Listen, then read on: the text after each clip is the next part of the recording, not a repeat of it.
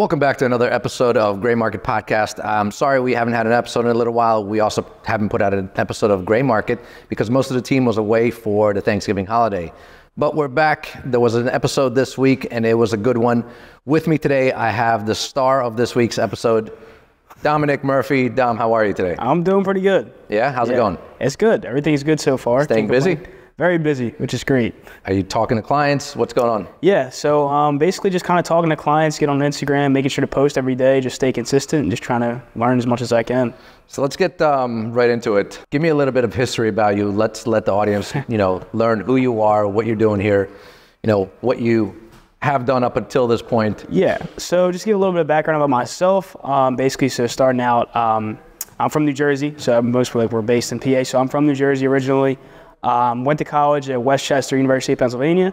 Went there for 4 years, actually graduated like 3.5, a little bit early. Started in my career as trying to do social media. I graduated with, it's called media and culture. It's like a degree you can do like graphic design, video production. Okay. So I thought that was what I was gonna do for a while.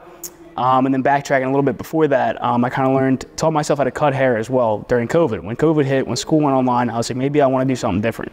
Because you're not in the classroom, you're just kind of sitting at home, like what's the point of doing this? So I kind of hit that wall and I was like, maybe I can do both. So when COVID hit, it actually all started because one of my friends wanted to shave his head.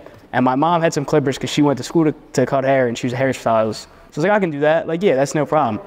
So I got it done. And with all that extra time that we all had, I was like, I wonder what this is like. So I started watching videos on YouTube and stuff. Like, this is kind of cool. Maybe I want to do this. So this was like, I think I just turned 19 at this time. My parents actually bought me a pair of clippers for my birthday at that time. There were some wired ones. Like, they weren't nothing crazy, but kind of learned a little bit. And I was like, maybe I do like this. So I kind of started doing that. When school went back in like session, I was actually cutting hair in the dorm room, going to each dorm room, like people through there, like walking through with just my stuff. People like pull you in, whatever, got to do it. But it was great. Like, it was really cool.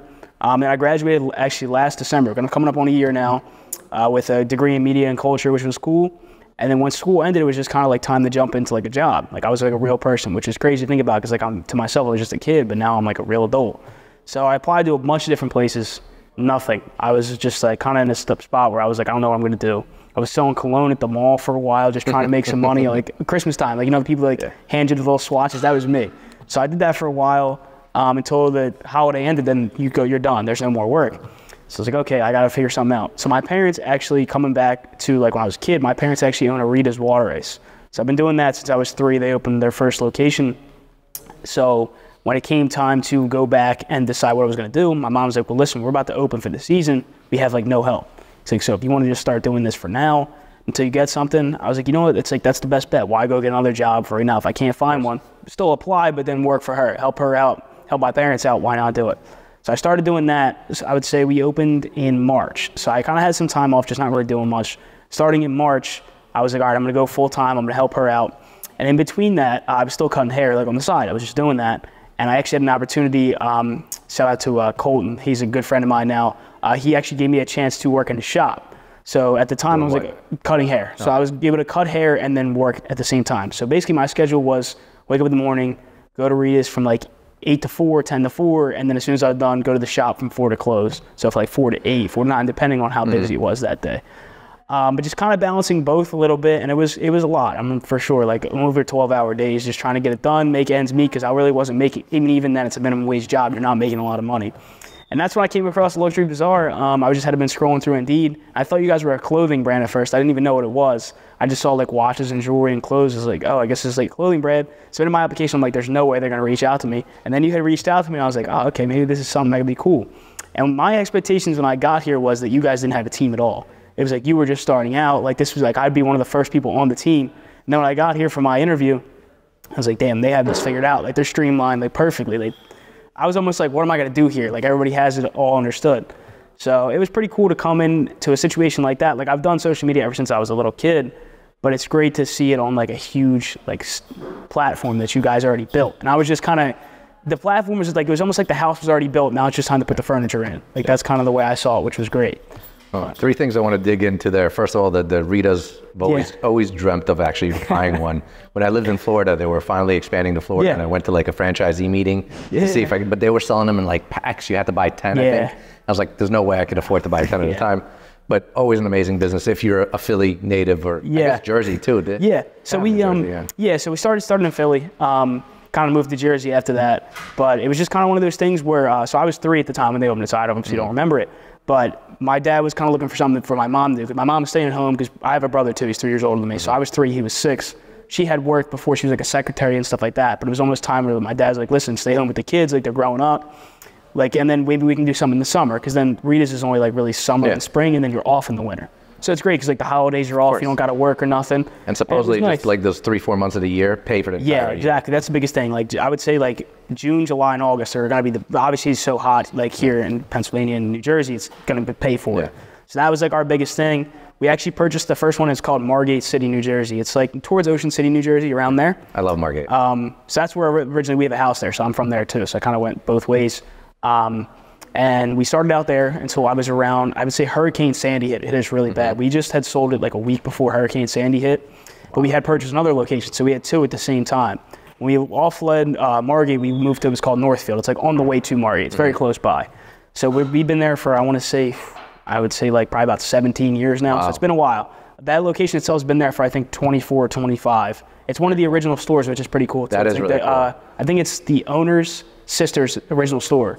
Wow. And we had purchased it from them, which is pretty cool. They have like hundreds, if not thousands of locations now. Right? Yeah, they're everywhere. They're actually going like global now. They're in different countries, which is cool. I think like the most recent one was, I can't remember, maybe like Australia or something. It was like something different, which is big for them because they only used to be like this tiny spot. And they like if you're a native of the area, you're waiting for that first day because it's free. Like free water rights on the first day that they open.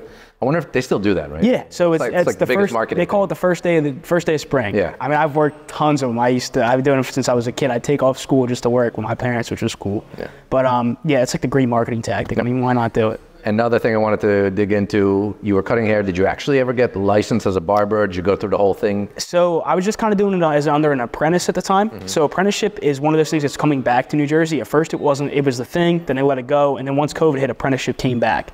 So basically what that means is you have to work a certain amount of hours per week to get it signed off. So I'm still like in the middle of it, like kind of in the middle because I stopped doing it because I'm here full time now.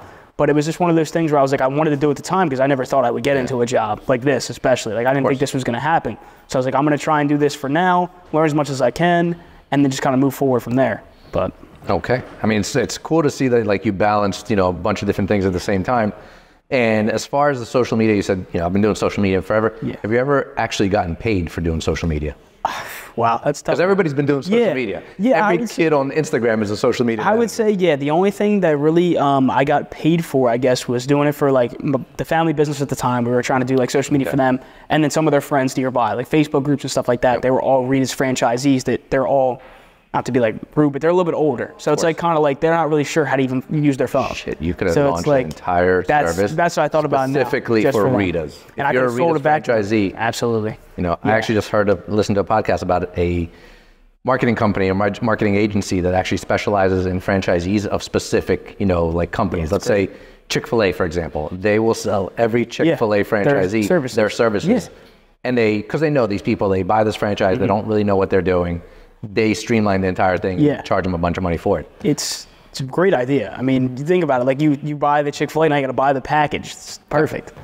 Your resume came across, I want to say my desk, but it was really my monitor. Yeah. It's really that, once you come in and you start hustling, that's when we get to see who you are. Yeah. Work ethic, creativity, just obviously being a member of the team and like just your vibe. And I know it sounds, like new age, but like the energy that you put out, like that's kind of like what I personally look for in people. And, it was pretty much with everybody that I brought on, and you are the third person that I brought on for the social media management position that I've lost to sales.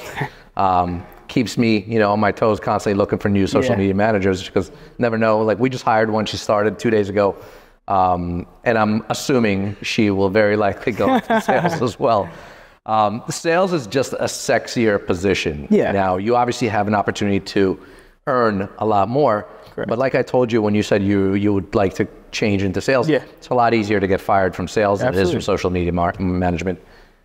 Are you nervous about, just full-time sales, depending on commission, pretty much only to make a living? So we're in a space, right, where you would never really get this opportunity anywhere else. You can go to a different, like if I found another social, like say things didn't work out and I was like not the right person. I moved on and I was like, well, I had a little bit of experience in watches and jewelry. Maybe I'll go work for like a mom and pop shop. I would never have the opportunity to switch into sales and do anything like that because it's like they're never seeing what we're seeing on a daily basis. It's more of the fact that like, and I was kind of just talking to Alex about this too. It's more of like when I wake up in the morning, I know I gotta like work towards something. And social media is the same way to where you want to work towards that viral video. You want to work towards getting all these followers. You want to work towards this. For me, and it's funny because my mom always just says too, she's like, she never did it, my dad never did it, but she was like, we should just have done sales our whole life. Because she's like, I sell water ice, but like I could talk to anybody. And that's what everyone always used to tell me too. They'd be like, well, you could talk to a wall, which is true. I don't have a problem talking to anybody. But it was more the fact that like, I'm excited to see what the other side of the story is. Like I said, I've been dealing with like messing around with social media ever since I was a little kid. And I've never done, like yeah, I've done sales with like water ice obviously and all that kind of stuff. Like I used to work in a community place called Inova U City Apartments near Drexel and University of Penn. I got a taste of it. It was only for the summer and then I went back to college.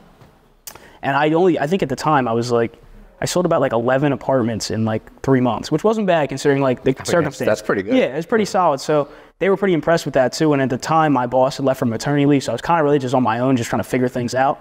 And it did work out, which was cool. But it's more of the fact that like I'm excited to like have to put the work in to see the results, and more of like, and this is the best way to put it with that is like, I'm like I always say, I'm from New Jersey. I'm from far away from here. Like I'm like about an hour and 30 minutes away from here. And you drive here. And I drive here every day, and I'm never like I make sure I'm here on time, like everything. So it's more of like when I drive here in the morning, it's because like I want to show that like I want this. Like this is what I want. That's also why you've lasted more than 30 days. I mean, typically the first 30 days is when we review. You know, we say it's 90, but it's the first day, first week, first month, and then ultimately the first 90 days of somebody being here that we sit down, we evaluate their performance. Like, are they meant to be here long-term and full-time? We've had this conversation here numerous times, and other people in the company have a different outlook on it. They're like, oh no, I need killers, I need experienced people, I need people that know watches. We need people that have done this in the past. You can't just start from scratch. I don't believe any of that. I think all of that is complete bullshit because everybody that we've had as a successful salesperson came from something else. Exactly. Nobody was born with the watch knowledge.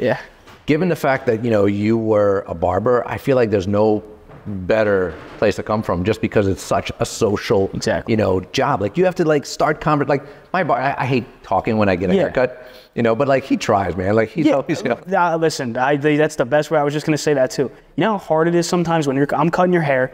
The average haircut, men's haircuts, can take about 40 minutes. If you're getting, like, depending on what they want. If they want like a fade and stuff, it's gonna take me some time. I can't sit there with a buzzer in your ear and not say anything for 40 minutes. Like, I have the same problem too. Like, I'll try and say something, they won't say anything back. I'm like, okay. Maybe I'll just keep throwing like words out, maybe that'll stick. And I end up talking to the barber next to me more than anything else because nobody else wants to talk. But then that's like awkward too. Like, is this person offended? Because exactly. It's funny, when I used to own hair salons, like we had a service, it was called, I think it was called like silent treatment. Where you would put a sign in front of you that lets the stylist know they don't want to talk. Smart. I thought that was pretty cool. And we got a lot of PR for it. It was just, it was a gimmick. Nobody actually ever used it, but I thought it's great for introverts who don't want to have a conversation. Absolutely. So would you consider yourself like an extrovert or like? Yeah, I would say a big Or is it fake? No, it's not fake at all. Like I say all the time, like you could leave me in a room with somebody I don't even know, and then within 5 minutes we'd have 17 different connections and be best friends. Like that's just kind of how I work. And I guess like you said, it's kind of different in a sense. Like obviously watch sales is totally different than barbering, but you have to be able to talk to somebody. The minute you pick up that phone, you have to be able to talk to somebody. And it's the same thing as if somebody comes in the shop and sits down, all right, what do you want? And they're trying to, and this is the other thing too, the reason I really try to depict it too, is because if you sit down in my chair and you have, say you have long hair, you have no idea what you want. You sit down in my chair, you show me a picture of a skin fade that doesn't really make any sense. And I know in my head as a barber, you need to know if it's gonna work. If it looks better in the eyes and in the mirror, you have to know if it's gonna work. And I have to sit there and talk you out of it, be like, listen, like this might not work for you. I can do it for you. I have no problem doing it. However, this might not be it. It's the same thing with sales. Same conversation with because if you are an Omega super fan and you're trying to buy a Datejust off me, it might be a little bit different. Maybe you don't want that. You're just kind of little like in a situation where it's a good deal. That's why I want it. It's not because I want it. It's just because I can get it at a cheaper price. And being able to like ask the right questions and get that information out of people, same way you do, in a barber chair. And again, that's like, it might be the wrong use of the word, but I feel like a barber chair is like a very intimate place. It's like it's like a therapist. Oh, absolutely. You have some serious conversations with your barber. You talk about everything. You laugh. Like it's a good time. And talking to a client, like if you could be their, therapist. Now, a lot of the conversations, and I know that you talked about conversations you've had with other clients, where it's like they just gave me their entire life story. That doesn't really apply to their watch purchase, but they want to talk to somebody. They want to build a relationship, and if they feel that you are open to it, like it doesn't get any better than that. Now, I know you're going to get a lot of criticism for why is this guy in sales? He knows nothing about watches. Who does? I mean, everybody starts somewhere. What ultimately kind of just made you be like, you know what, I'm going to risk and just leave social media and do sales? Was there like one thing, or? I wouldn't say there was one thing particular, because I would say, like I said, when I first started, you guys had it like pad down. Like the team was great. Everybody knew what they were doing, and you guys had a system. And I really do enjoy that. It was almost like the fear of the unknown kind of thing. I guess they call it like the fear of missing out too, but it's almost like the fear of the unknown. Like I'm only 22 years old. I could have sat in a position in social media management for the rest of my life. I would have no idea what sales would be like in any job. Say it didn't work out here in a year and you're like, we're just gonna move on. I got a different job working for the Eagles. Just say the Eagles. And I'm like, all right, I'm sitting down doing this. I would never know what it's like to be on that other side. Absolutely. And even then, like just moving back and forth, it's like you kind of get to see, now I saw the social media side, now it's time to see it from their end. I was constantly walking up to them, yo, let's shoot this, let's shoot that. No, like I'm really busy, I'm doing this. Now I understand what the no, I'm really busy portion is. You kind of get to see both, which is cool. Is like the sexiness of the industry like a big draw for you? Like the travel, the lifestyle, the people, the money? I wouldn't even say it's that, honestly. Like I said, I think it really comes down to, I'm a really competitive person. Like I love to compete. That's great. I love to compete. I've been playing sports since I was a kid, and anything that I do. Like I would have people that when I was first started cutting hair, people would start at the same time as me. And I'm like, I need to, nothing against them, but I need to be better than them. Like I need to make sure that my services are better than them because I want to be the best. So it's almost like kind of the same thing, working towards that and being the best at your ability. Like I even catch myself now, just like I'd be home, especially like because I live far away. So by the time I get home, it's late. It's like about 8 o'clock. Go to the gym. I don't get home till like 9:30 at night. Now I got to start the day all over again. I'll catch myself just kind of sitting there, either reading through the chats or just reading on information that I don't already know, because I want it. Like if somebody calls me and I pick up that phone, I don't want to be like, oh, let me double check. I want to know the answer. Like I want to know what it's going to be. I knew for a fact that you're right for that, because nobody has ever done something as simple as what you've done, which is just having like 3x5 cards and like learning reference number. I mean, we went through a bunch of like different salespeople, and not a single one of them has ever, committed the time to just learn. Roman's thing is he tells everybody, just whenever a watch crosses your desk, just Google it. Like, know everything about it, and forcing yourself to like learn everything you can and just trying to consume as much, information as possible is going to make you an amazing salesperson. And like I keep saying, like you have to start somewhere. So today, you might not know as much as you will from a year from now, 5 years from now, 10 years from now, you're going to be an expert. If you continue to just, keep doing that. Exactly. They say too, like with going on that, they say, and I've seen this, like I read on this a while ago, if you spent like, I don't remember the time, maybe like, it's like 20 minutes a day for a year at something, you'd be an expert at it, or something like that. The general number is 10,000 hours. Doing anything makes you an expert. Exactly. And if it's something that so the other thing too that I live by, that's like, I wrote a speech about this when I take public speaking in college. My biggest thing was, if you do what you love, you never work a day in your life. So you kind of have to fall in love with what you want to do. And if you do that, which I kind of see now what I'm doing, it's like, okay, I hate repetition too. I want everything to be different. I want it to be different always. Otherwise I'll get bored, and I hate getting bored. I want to be like, if I'm bored, then I'm not putting my best efforts. So if it's different and I do what I love, it doesn't feel like work. This feels like I'm coming here to hang out. Like it doesn't feel like I'm doing this as a job to get paid. I spent the majority of my life in sales now. Either it's like, actual selling something or selling my company to a client. Like it's always been something. And like the grind, the hustle was always like the adrenaline rush you get from closing a deal was just amazing. There's a certain lifestyle that you need to be able to be in sales of, at least of luxury watches. And it's harder to do when you have other things going on. Like obviously now, like I'm married, I have 3 kids. If I was 22 again, I would 100%, be in luxury watch sales. Now, social media or marketing, the way I look at it, sales is one-to-one. Marketing is one-to-many. If you can combine the two, like if you can apply your social media skills to, ideally to just yourself, you have so much more opportunity than anybody else, which kind of leads me to think like, maybe I should only hire social media managers as salespeople. Yeah. Yeah, that's the other thing too. I remember when I first started too, and we were just kind of working on different things. The first thing that they said was like, because I remember talking to Marco about it. Marco was talking to me, and I was shooting something with him, and he was like, he said something to me about sales. He's like, dude, if you were in sales, you'd have the best social media account. I was like, well, yeah. I mean, I was like, that's what I was hired to do. I was like, I might not know as much as you do, but if I can do it on this end, that's kind of where you're getting the clientele. Yep. And I feel like just kind of starting out now, like starting up the Instagram page and stuff like that, I'm taking it slow for the time being, just because like I'm doing more of the learning than producing, because I want to know everything. I'd rather know everything and then broadcast it. But once I get that time to do both and I can really shoot it, like before I even started here, like I was doing TikTok on a barber account. I grew it from zero, kind of just started from the bottom and then just grew it up, like nonchalantly doing it, not even trying to post every day. And I think we got to almost like 6,500 followers, like not even really trying, just kind of little by little posting like random nonsense, and it would just hit. Some of it would hit, some of it wouldn't. But that's kind of social media. But I wasn't even marketing towards a product. If I'm marketing towards a product, that opens a whole nother door that I never even seen before. It's so funny, man. Like, so again, I hired you just, you know, your barber said, or your barber, your resume said barber, you know, and here's my accounts. I checked your accounts out. I was like, okay, well, this kid knows how to make some content. Yeah. You know, doesn't actually have social media management experience. Fuck it, brought you in. Alex, I hired because he was cheap. Had absolutely no experience for social media management, had no experience. Whereas Nick, who applied at the same time for the same job, Nick had social media management experience. I hired Nick for the rate that I was originally going to.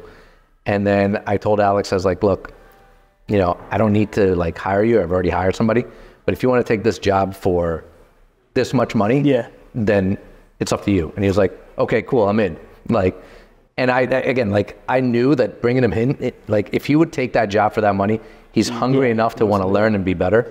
So I'm actually very, very proud of myself for being able to pick the right people. Nina had no official experience, you know, obviously tinkering back and forth, and at least not that I remember, but just her follow-up was super strong. And it's funny because I keep getting on a call with this guy that works for a real estate agency or real estate firm, really big one.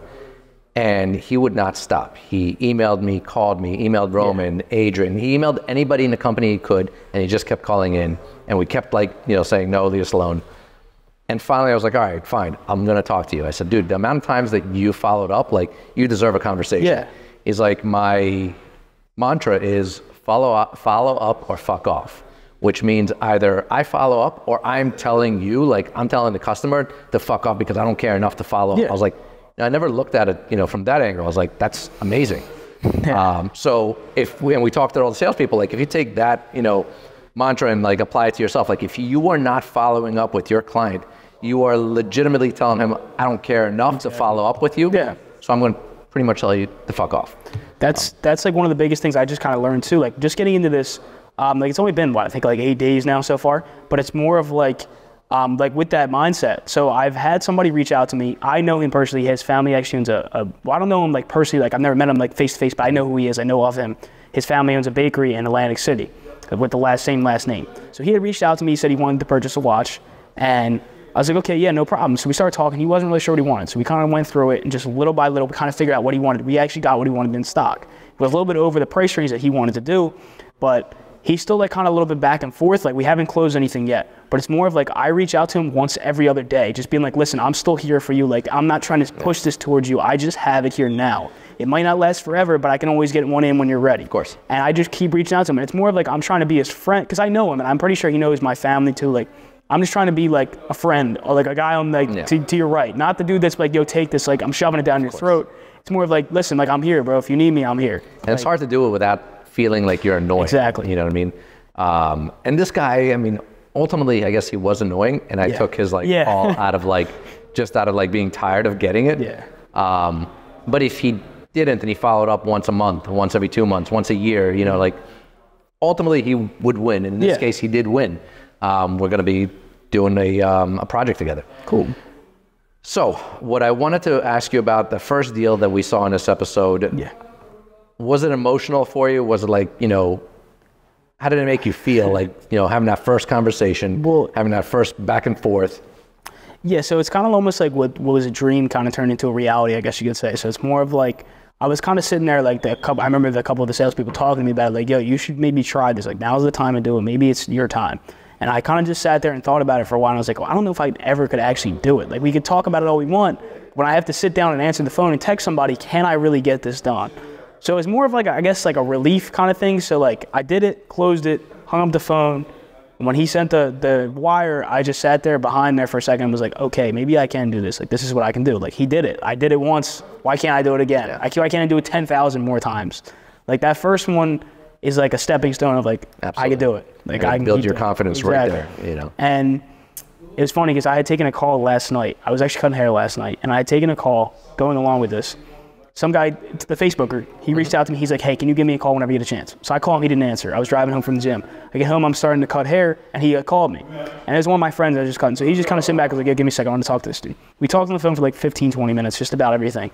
And I hung up the phone, and he's like, how long have you been like doing sales? Like, my friend. I was like, it's been like 8 days, dude. He's like, it hasn't been a long time at all. He's like, you didn't stutter one time. I said, why is there a stutter? I said, he's the person just like I am, except I have the information he doesn't. He wants to learn from me.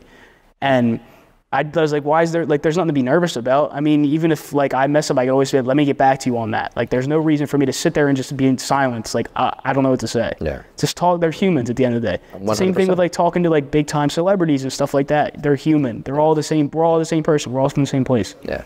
The more knowledge you get, the more confident you'll be. I mean, and, again, we all know this. The more you know what you're talking about, the easier it is to sell it or to just talk about it. And it'll boost your confidence like crazy. I mean, right now you're in that state where like somebody asks you a question and you don't know the answer. You have one of two options. One is say, I don't know the answer, let me find out. Two is confidently answer that question with information that might not be correct. Yeah. You know, like I've done this a lot of times, like again, when I was in sales, like with enough confidence, they'll believe, you know, whatever your answer is. You know, obviously when I did it, it wasn't like life or death. It wasn't, you know, it's not nothing like crazy like that. But then if I found out that I was wrong, I would correct. You know, I'd be like, I'm sorry, I was wrong about what I said. Here is the correct answer. And you have the opportunity to do that as well. You could be like, hey, I know I told you it was full length. However, I was wrong. It's missing one. You know what I mean? Like, where do you want to see yourself a year from now? Like, what do you want to, I guess the only way to gauge is like, is there a certain number that you want to reach in as far as sales? Yeah. Where do I see myself a year from now? A year from now, so I'll be what, 23. I would like to be at a pretty high threshold of just, I want to be this is going to be tough, but I want to try and be one of the fastest growing like sales associates that they've ever had here. Like that's the goal. Obviously for everybody that would be their goal, but I want to try and, I don't want to be the rookie for long. I want to be a vet before it's time, the rookie season's over, if that makes sense. Like if we're in the sport, I'm like on a sports team, like I don't want to be the guy that's the rookie for, oh, that's a new kid. I want to be the kid that's the seasoned vet by the end of the time the rookie year is over. Like I want to try and establish myself early. New Year's resolution.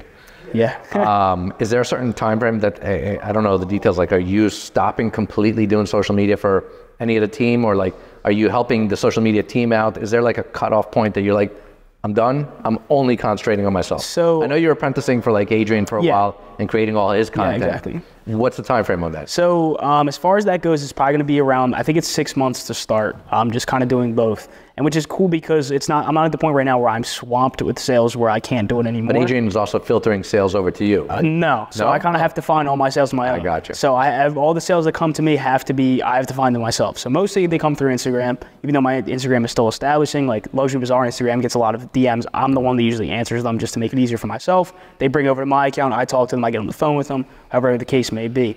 However, with social media still, I do my own. I do Adrian's as well. And then I still just kind of jump around when I can. For anybody that needs help, I want to shoot this. If I'm not doing anything, absolutely, I'll help them. And even like time goes forward, if I'm still in sales, not even doing anything social media, I can still help you out. I know how to do it. I was trained to do it. I was hired to do it. I can still do it. At some point, you're going to like really like lose your head when it comes to social media and just concentrate on sales. Yeah. You're going to know everything there is to know about sales and not remember how to operate a camera or phone or an app. Edit or anything. Yeah. All right, so that's, I'm going to take that as the goal, that you want to be the fastest growing salesperson in the company's history. I think right now Alex holds that title. It shouldn't be, shouldn't be impossible. Because again, like the only thing that makes it more difficult is that he came in during a time when the market was, insane. Now, do you have any fear that given today's market, you won't be able to achieve that goal? I think all the comments that we get is about the gray market is dead. I don't think anything is dead because listen, how many people are in the world? You know, sometimes you might not be looking hard enough. Sometimes you might not be looking hard enough. There's everybody out there. I know there's not everybody in the world loves watches, but a lot of them do. A lot of people in this world are very wealthy. Yes. So there's definitely the market out there just about how much you want to put yourself out there and how much you are willing to say, for a million no's, there's one yes. If you think about it, like the average client here is not super wealthy. Yeah. You know what I mean? Like the average client is, you know, I'm going to say middle to higher middle class. Absolutely. Aged, you know, 35 to 55, like, because a timepiece, a watch is not just a collectible, not just an alternative asset. It's like a treat to yourself. The majority of people that buy watches buy it for themselves to commemorate something happening in their life, some achievement, like, you know, something, and it's worth the money to them. And again, imagine you make $100,000 a year, you've been saving for a couple of years, and you're going to spend $10,000 on a timepiece that you've been looking for and you've been wanting, and you feel that confidence, you feel that you know, I guess that stature when you put that on, you walk outside, somebody notices it, you feel good. You know what it's I mean? A piece of memorabilia at the end of the day. You know, like I truly believe in like watches being the perfect item to just lock in something in time. Exactly. You know, like a child being born, you know, let's say a goal accomplished, a retirement, you know, like getting married, anything that you want, because first of all, you know, it's a timekeeping device. Like, how amazing is it that you're using a timekeeping device to commemorate a moment in time? Exactly. You can get it engraved. You can gift it. Like, so I bought a watch for myself, and I said, okay, you know, I just got offered double what I paid for it. You know, I asked my wife, I said, hey, what do you think? Should I just get rid of it? She said, absolutely not. You know, when our son is old enough, you're going to give that to him. It's going to be more special for him than it would be for some guy to just, you know, wear it. I said, yeah, I guess you're right, but, you know, I could get him a different watch. Like, you know, there's nothing special about it. But yeah, I always look forward to that. Like, you know, this was my father's watch. Like, I know, obviously, I'm much older than you are, but like at some point, you're like, every watch that you buy is potentially something that's going to be like passed down through generations, and like you'll be remembered by this thing. Definitely. You've closed 2 deals. Were both of them relatively easy? I would say so, yeah. So the first one just had been somebody that reached out to me on Instagram, kind of just talked them back and forth, and just with the help of Alex, he really helped me out with that because it was kind of like nothing. I didn't really know anything about it. So just kind of just understanding him telling me like how to approach it and kind of just going from there. Pretty simple. The dude kind of already knew what he wanted, so it's very simple for him to just pick out the Yachtmaster. It was the Yachtmaster that he wanted. And then the second deal had been through Instagram, but it was cool because it was a actually, I don't know if I should say it now because I don't know if his dad, it was a gift for his father, but I don't know if it was. You said it in an episode. Yeah, okay. So it's a gift for his father for Christmas. So it was super cool because that's what I would want to do. Hopefully his father doesn't watch this. Yeah, hopefully not. But it was a gift for his father for Christmas, which I'm super happy about because I would want to do the same if I was in that position. And I think it's really cool. Like you said, sentimental moment. Like, oh, my son gave me this for Christmas. Like, what other way to do it? Like, that's the best way to do it. Yeah. Well, every time you put that watch on, you have that memory. That's, I mean, again, so I have a Batman that I won at a poker tournament, and the reason, like, I'll never sell it. Yeah. Every time I put it on, I just remember that I walked into that poker tournament, and I'm not sure why, but I said, I'm going to win this thing. There were 90 other people in there. I'm not a poker pro, but I just knew it. I'm going to win this, you know, and like, it's now like when I put that on, I'm like, that confidence or that knowledge, you can apply it to anything that you do. So there is something that, like, every time you put a watch on, either, what was that? Like, I think the sense of smell has like the biggest connection to like a memory. I feel like a watch is even more. Yeah, dude. It's a physical item too. You know, like something that somebody gave you or something that happened on a certain day when you got it. Yeah, that's why I personally love watches. I feel like they're the best, like, what are they called? Like time capsules. Yeah, absolutely. What I did want to say is, if you watched the episode and you saw our intro, and we've posted about it before for our full set series, if you have a collection and you want to be featured in our full set series, go to LuxuryBazaar.com/full set and submit an application of your information and watch collection, and we'll get in touch with you and schedule something. That's brought to you by the full set production team. Anything else that we can talk about? Anything else you want to say that people should know about you? I'm going to keep having that drive despite like the people that are going to be mad because people have coming on, and the amount of DMs I receive every day about dude, you're next up. Like, they do this all the time, blah, blah, blah. Yes, we hire people all the time, and yes, we fire people. But that's life. You know, that is life. It's been very rare that we actually fired people. With the market turning and people not performing up to the standards. Correct. What are you going to do? Exactly. Yes, we can give them a job in logistics. You know, like, that makes no sense. You have an opportunity to get fired. Absolutely. Yeah. Everybody does. And I I strongly believe that that's not going to be the case as long as you keep putting in the effort that you obviously just said that you will right now. Having that work ethic, having that drive, that's not going to happen. Yeah. We don't fire people just because they're not good. You know, we fire people because they don't live up to their expectations. And I think the biggest thing going along with that, I'll just tell a little bit more of a personal story as well, but that's my biggest thing is like, yeah, I could be fired tomorrow, who knows? But listen, at the end of the day, nothing is guaranteed. Correct. So kind of going forward, even in life too, like, for example, one of my good friends of mine actually, he actually had contracted cancer in his leg. It's called Ewing sarcoma. And basically going through that treatment, like I've seen him going through treatment, like we were friends, like I remember never forget, like driving to the hospital to see him and all that kind of stuff. And it was more of like, you sit there as you're driving, reflecting like, look, this is not guaranteed. Mm-hmm. And the coolest thing was well, not cool, it's really unfortunate, but he was about to be finished his treatment. So it was October, I think it was like 2 or 3 years ago now. He was about to be finished treatment, and then right before treatment was about to end, the cancer had spread from his leg to his spine to his brain to everything. And he actually ended up passing away. It was like 2 days before, I want to say Halloween, like about 2 years ago now. It's gonna be 2 years ago. But the biggest thing was, and even like I took this as like a mental note and like barbering too, like he was just like, obviously you lose your hair with chemo and everything. He's like, as soon as I get my hair back, like you're cutting my hair, like I know you're gonna be good at it, blah, blah, blah.